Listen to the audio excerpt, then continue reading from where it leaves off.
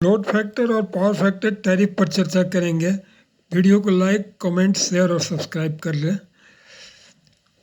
लगभग सभी power utility कंपनियां खास करके हाई टेंशन उपभोक्ताओं के लिए, पावर कंज्यूमर्स के लिए, तो वाइटल इकोनॉमिक फैक्टर्स को अपने टैरिफ में इंक्लूड करती हैं। वे हैं पावर फैक्टर और लोड फैक्टर। पहले लोड फैक्टर पर चर्चा करें तो लोड फैक्टर क्या है? ये किसी सिस्टम में ये average load divided by maximum load, ये एक सिस्टम दिखाया गया है जिसे पावर डिमांड वाई इस टाइम एक्स एक्सिस पर, पावर डिमांड वाई एक्सिस पर है और ये डिमांड कर्व है। तो इसका एरिया निकाला जाएगा तो वो एवरेज हो जाएगा। तो average load bye peak load, ये लोड फैक्टर है। और पावर फैक्टर हम जानते हैं कि रेशियो है active power by apparent power. Apparent power itself is the sum vector sum of active power and reactive power. तो ये रिएक्टिव पावर जो है यहाँ ये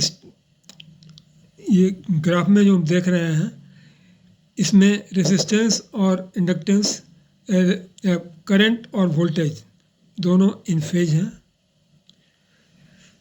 इसमें ये इंडक्टिव लोड है, इसमें करंट वोल्टेज यहाँ से स्टार्ट हो रहा है, वोल्टेज यहाँ पर पिक पर आ गया है और करंट यहाँ पर पिक पर आया है। तो ये जो एंगल है ये एंगल ऑफ लैग है। सिमिलरली ये कैपेसिटिव सर्किट में ये करंट पहले आया, वोल्टेज बाद में आया है, तो ये करंट यहाँ लीड कर रहा है और करंट इसमें लैग कर रहा है। तो लीडिंग और लैगिंग अकॉर्डिंगली पावर फैक्टर होता है और उसके अनुसार ही पावर फैक्टर चार्ज किया जाता है। तो डिपेंडिंग अपॉन डिफरेंट कंपनी अलग अलग तरीके से करती है। लोड फैक्टर एक लिमिट से ज़्यादा होने के पर, जैसे कि 60% से ज़्यादा होने पर कंज्यूमर को कुछ सर्टेन रिबेट दिया जाता है।